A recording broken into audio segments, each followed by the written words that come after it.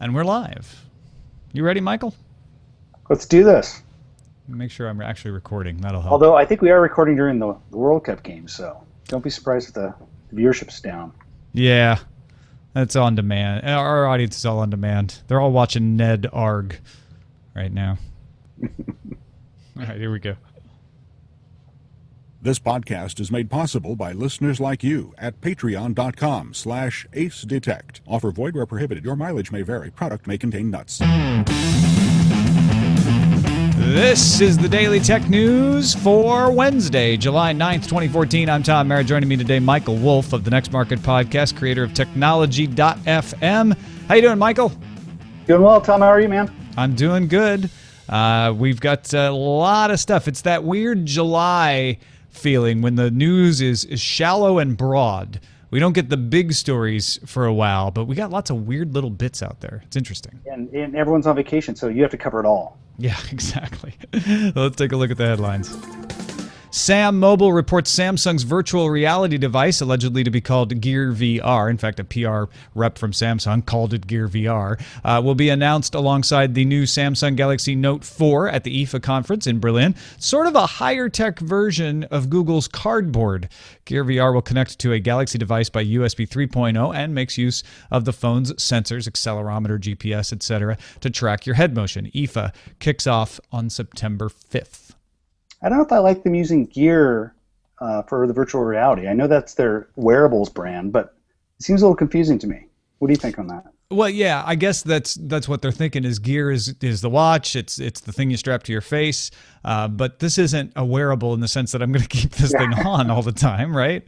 So there's a difference there for sure.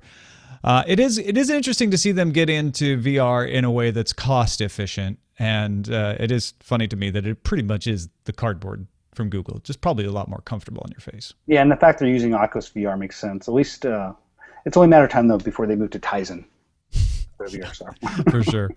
Bloomberg has an article about how landing top talent is getting tougher and tougher in Silicon Valley, so much so that firms like Facebook, in one example, are flying high schoolers to Silicon Valley to have meetings with CEO Mark Zuckerberg in order to win them over at a young age. A chart from Glassdoor shows interns earning more than $5,000 a month at places like Apple, Google, Nvidia, and Amazon, and those companies don't even pay the most. I think it was Palantir had something over $7,000. It's crazy. I mean, it's so young. I mean, but it makes sense, right? I think your young coding superstars start at a young age. I mean, 13, 14, these guys are writing apps, so why not search for the next great coder? Peter Thiel's all into it. He's like, yeah, don't go to college. Yeah, just get one of the. Man, I can't imagine. I think I had an internship that paid me $200 a month for parking. Your internship paid, Tom? Yeah, I know. And that was unusual back then. Well, I think now they're really strict about you either pay them or you give them credit. You got to do one or the other. But are these really internships at this point? If they're making that much money, I don't know. No, in my day, it's like you basically did it for experience. Yeah. So. CNET reports Apple lost a patent case in China to Shanghai's Zhizhen Internet Technology over a speech recognition patent. Zhizhen claims their patent is violated by the way Siri recognizes and analyzes a person's speech. Apple plans to appeal the decision. Recode reports LG introduced Kizon, Kizon, on Tuesday. It's a wearable device designed to allow parents to track their preschool and elementary children. The wristband has a button on it that can call a predefined number and can receive calls from parents. It's set to debut July 10th in South Korea before eventually making its way to North America and Europe in the third quarter.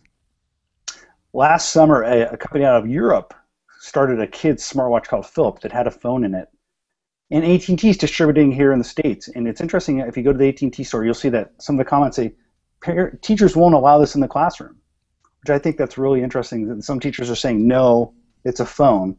Take it out of my classroom. Now, I can't remember, did the AT&T one have multiple functions, or was it like the single function thing? Because you can only just set one phone number on the LG one, and that's supposed to be the parents.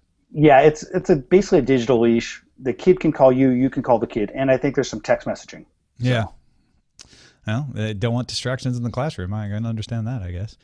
ZDNet passes on that NPD Display Search's report shows tablet PCs declined year over year for the first time ever to 56 million units. MPD Display Search has lowered its forecast for tablet PC shipments in 2014 as a result, down to 285 million units for the year. The fall comes mostly in the 7 to 7.9 inch tablets, feeling pressure from large phones, those in the 5 to 6 inch range. Replacement cycles for tablets also seem to be lengthening.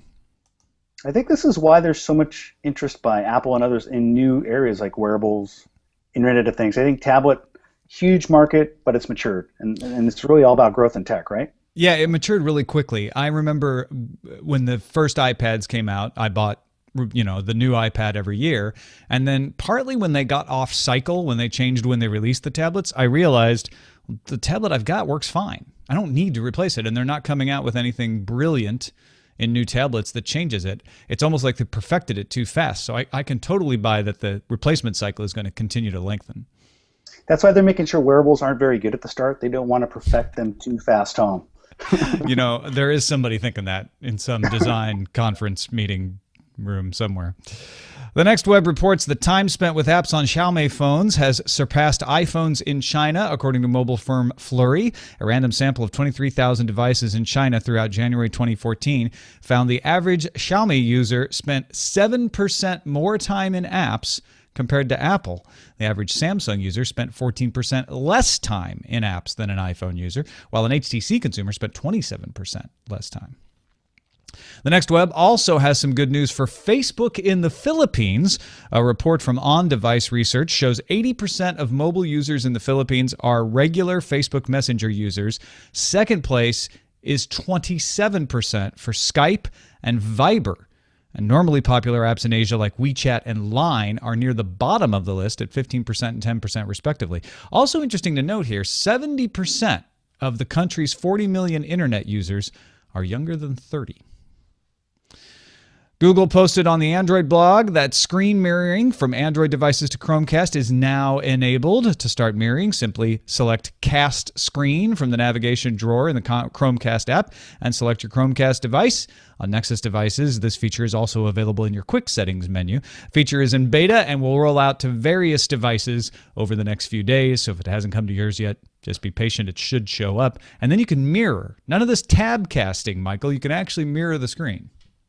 I just taught my parents how to connect their camera to their TV with the USB cord. Now I have to teach them how to Chromecast. Do they have a Chromecast? No, but I'm sure there at some you go. point And then you're fine. Google will take over. Yeah. This just in, Matt Chapman told Jeff Rubin of the Jeff Rubin Show that the Chapman brothers plan to start making more Homestar Runner cartoons. The April Fool's Day cartoon we got was a test, he says, and we passed, Internet. We passed. More Strong Bad emails on the way soon. Maybe Strong Bad will get an upgrade to his Lappy and it'll be a Pentium this time. Time for some news from you. The Robert Online posted the 9 to 5 Google story about security researchers from Avast showing that Android's factory reinstall only cleans at the application layer. It leaves loads of personal data behind. Using off-the-shelf drive imaging programs like FTK Imager on 20 smartphones purchased from eBay, Avast was able to recover more than 40,000 photos, some of them embarrassing, 750 emails and text messages, and even a completed loan application. Coincidentally, Avast says, hey, we have a tool we can sell you that does this better. But encrypting your data on your phone and wiping a phone, loading some fake data, then wiping it again are also some good suggestions here.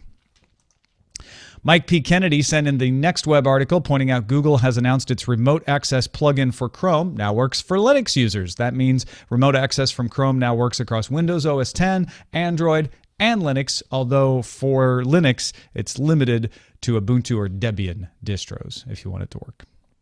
Captain Kipper posted the Engadget story that Google engineer Michelle Spagnolo discovered a critical security flaw in Adobe Flash. The so-called Rosetta Flash vulnerability is a proof of concept, but if hackers were to use it, it could steal your cookies and other data using a malicious Flash SWF file. Many companies have patched their sites, but not all of them, so you'll probably want to go get the fix from Adobe, which is in the latest version of Flash 10.0.0.145. And if you use Adobe Air for anything, you should update that as well to 14.0.0.137.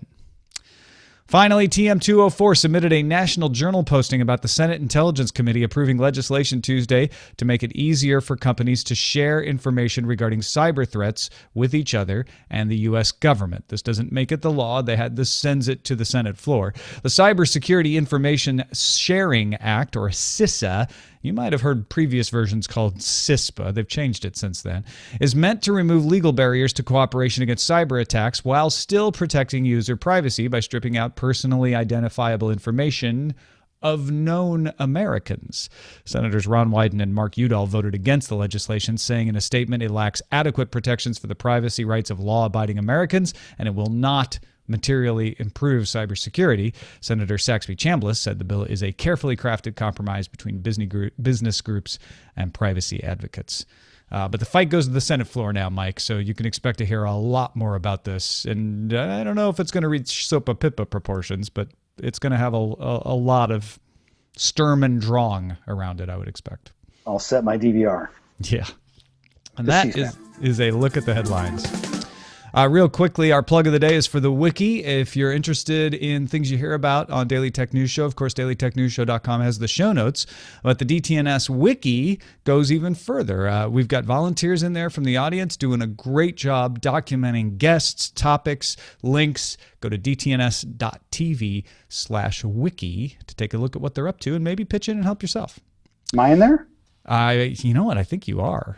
All right. I'll take a look and confirm that. But I'll go navel gaze after the show. Yeah, don't edit your own profile now. That's not good wiki behavior. Best guest ever. It has been shown by a panel that, yeah, exactly. Well, you had a good article up on Forbes.com, Michael, about the Internet of Things, and we had a great conversation with Shannon Morse yesterday about Spark Labs kind of coming into the DIY side and trying to make a platform that's open source by engaging makers. Your article sort of heads at this from the other direction, which is retailers, folks like Staples, folks like Home Depot, trying to provide the platform on the retail side. Tell us a little bit about why they are doing this. Why would retailers get involved? Well, I think we're in land grab mode from a 360-degree angle. Everywhere you come at Internet of Things, everyone's starting standards, and retailers are jumping in.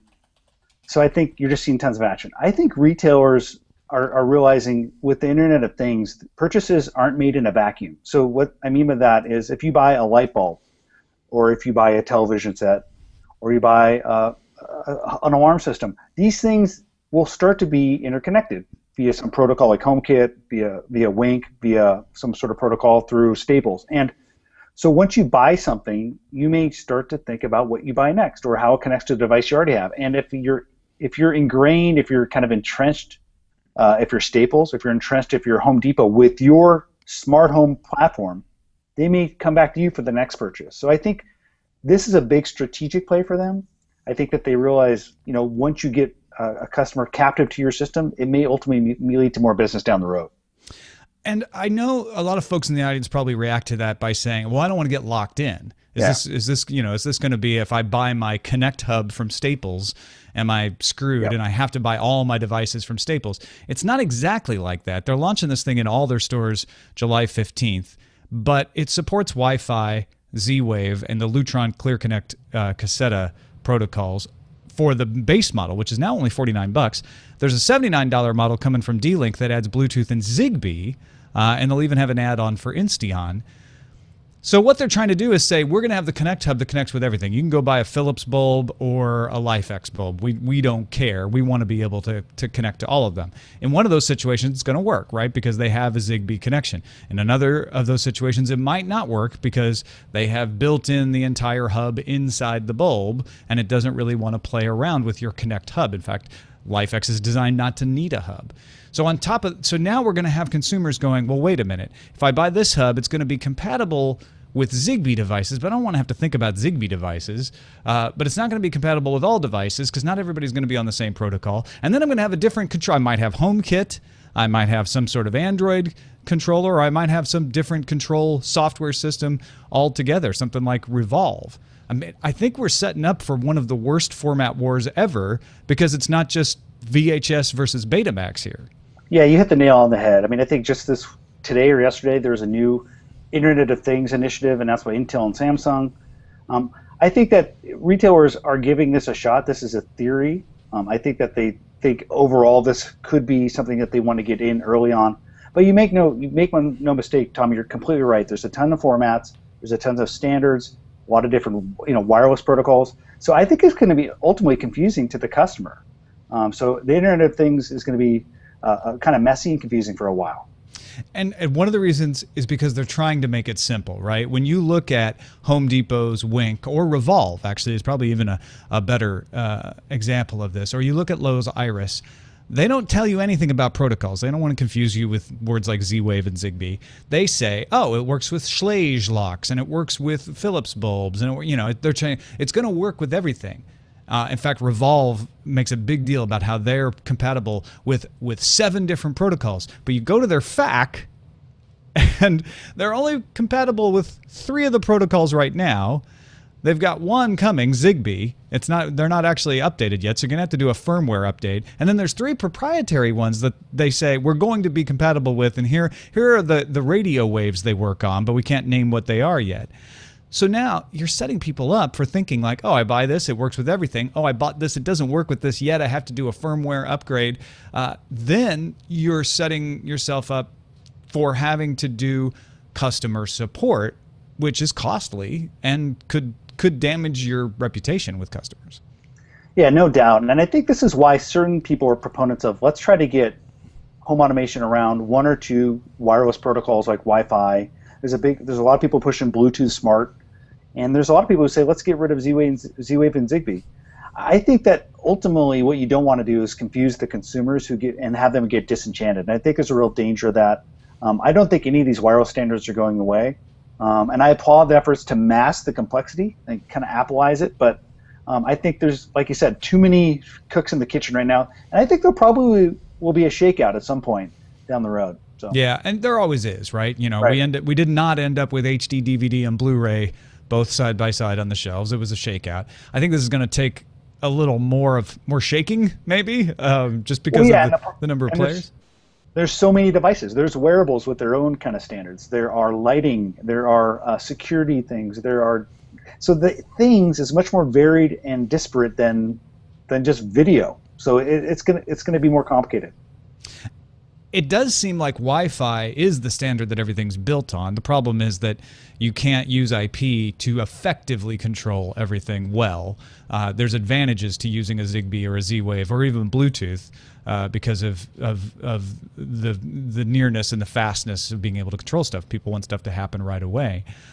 I do think, though, when you brought up wearables, that is the smoking gun. If we do have a shakeout and we figure out a platform and things are starting to be easier to know what works with what, I have been wondering what the wearables are good for. And now suddenly, when I look at something like the Jawbone Up, being able to like dim my lights or change a profile, which they're able to do through the Staples Connect hub, I start to get it. If I have a watch that I'm wearing, it's nice that it can tell me when a phone call is coming in or maybe a Twitter notification or 2. But if I can just turn to the watch and even speak to it and say lights down, and that's my control interface, that's handy.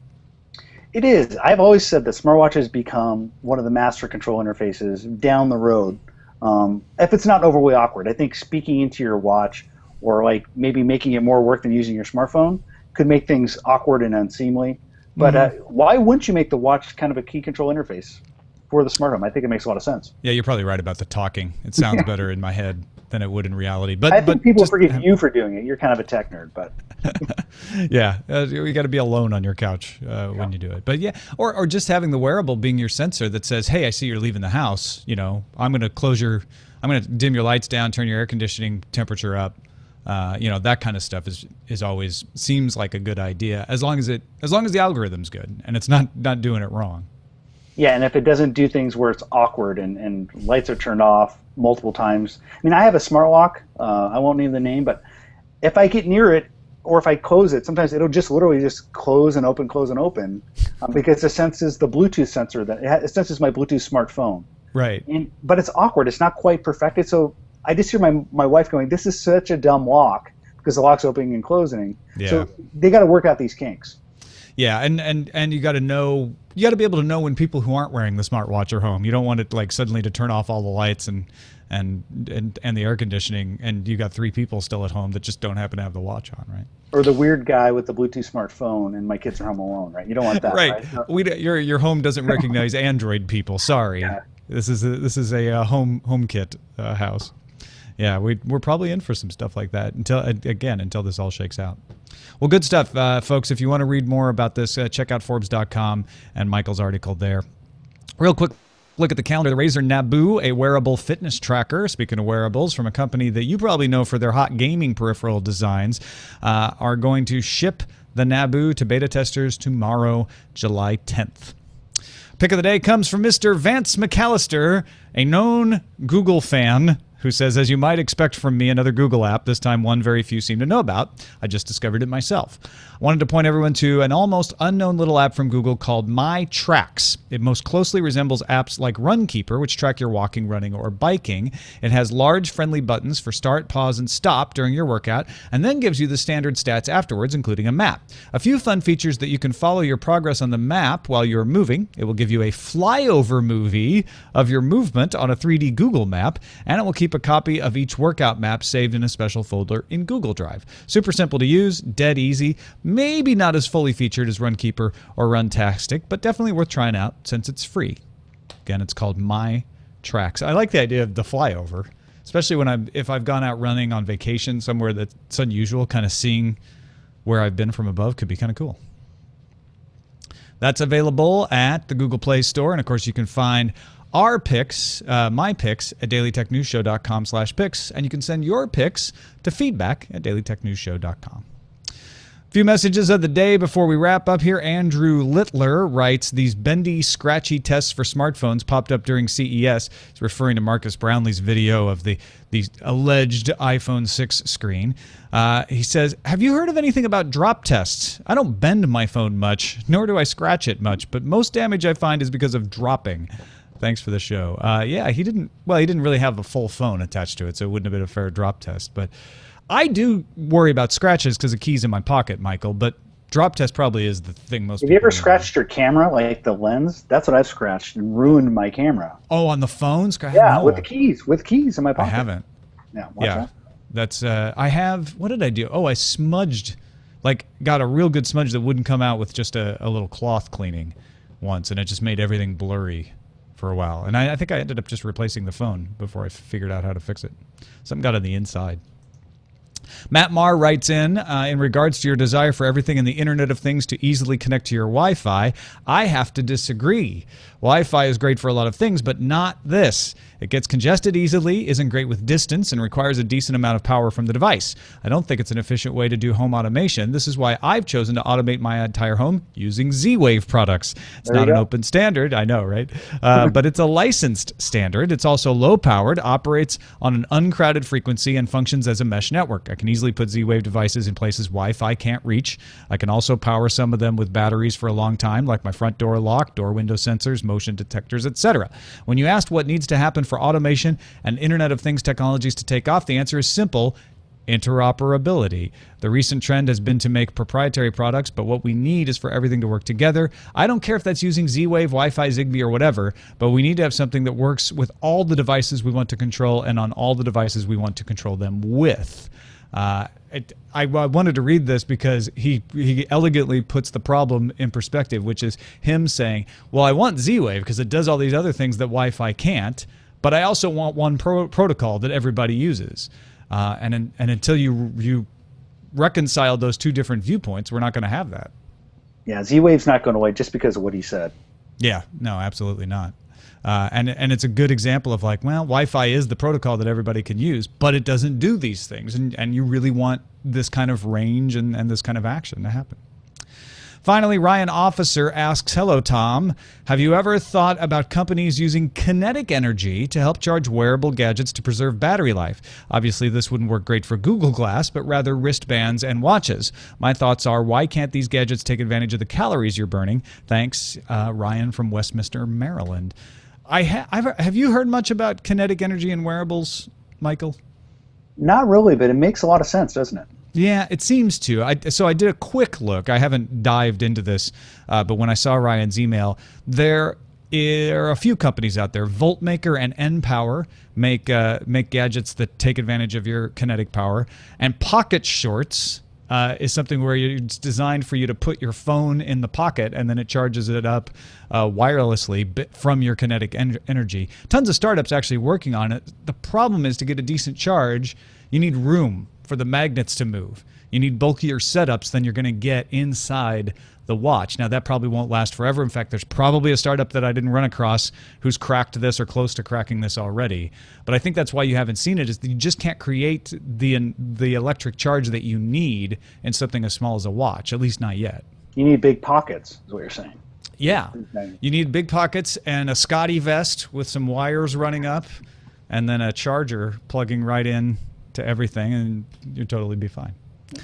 I bet there's somebody out there right now saying, no, you haven't heard about X. So if you're that person, email me, feedback@dailytechnewsshow.com. I'll put a link to there's a Reddit thread from a year ago where people go through all of the different things that are taking advantage of kinetic charging and why it's not really working even for smartphones, much less wearables.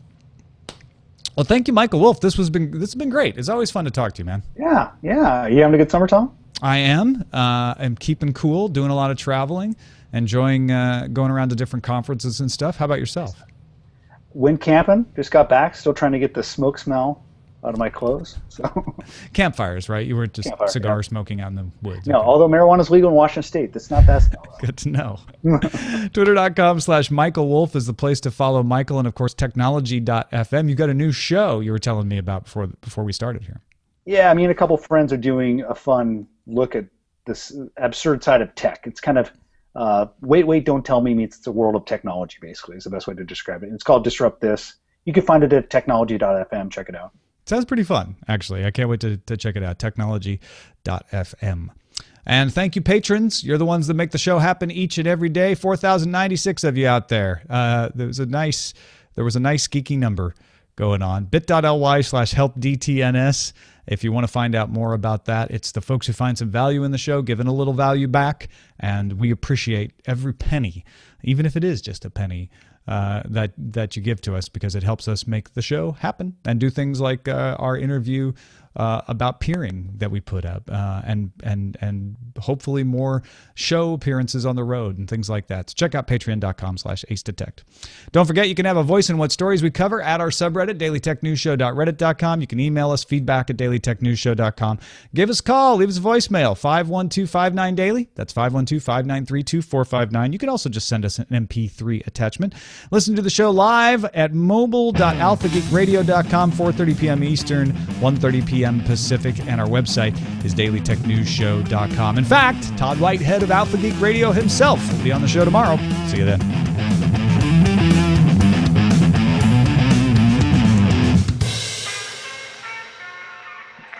podcast is part of the Frog Pants Studios Network. For more information about this and other shows, visit frogpants.com. Audio program so good, it's like you're there. Yay! Woohoo! Yay! Thank you, Michael. That was great. Yeah, that was fun. Good. Man, 4,000 patrons. Yeah, I know. It's awesome. Love every one of them, like they were my own son or daughter. You know, Ira Glass left his old syndicate or whatever, and I was PRI. I was hoping he'd do some sort of crowdfunding platform, but he didn't. He's going to do. They're kind of rolling their own advertising sales, but I don't know why they don't just. I guess they kind of doing it with public radio, but why wouldn't they just kind of? Wouldn't it be cool to do Patreon with Ira Glass? Oh, I have about a half-hour answer to that we're not going to get into. Yeah. At some point, I'd love to hear it. Yeah. I have a half-hour. I'm sure the public radio aspect complicates it, right? I mean, I get that. Yeah, among other things. Okay, so titles, Tom. There was a great one from BioCow, which was 404 bulb not found. I like it. That's good, And then BioCow. the other options were where'd it go? Z waves, YWI question mark. Clever. Yeah. We have, there was one other one. Oh, ZY not phi waves. Okay. But I think of the three of them, I'm pretty fine with 404 bulb not found. Yeah, I like that one the best. That's pretty slick. I think that's what we'll go with. Yeah. Whoa. Oh boy. All right. Well, I've got to. I'm just gonna publish this and then head out. Tom has to bolt today. Yeah, I'm doing a guest appearance on CNET's Tomorrow Daily. Rich DeMuro, the normal co-host, is out, so I get to hang out with Ashley Esqueda for a couple days. Awesome. You're actually going into a studio, or? Yes, into CBS television studios to do a podcast. Oh, in LA, right? You're down there, right? Yeah. Very cool. Very cool. Well, thank you, Michael, for being on. We really appreciate it. Guys. Yeah, And, it's been too long, Michael. Thanks for coming back. As always, anytime. And you guys, hope you have a great summer. And yes. You too. And have fun. See you guys. Talk to you later. Bye. Bye. Bye, audience. Bye, I'm audience. gonna stop the broadcast too. You Short guys are great. today.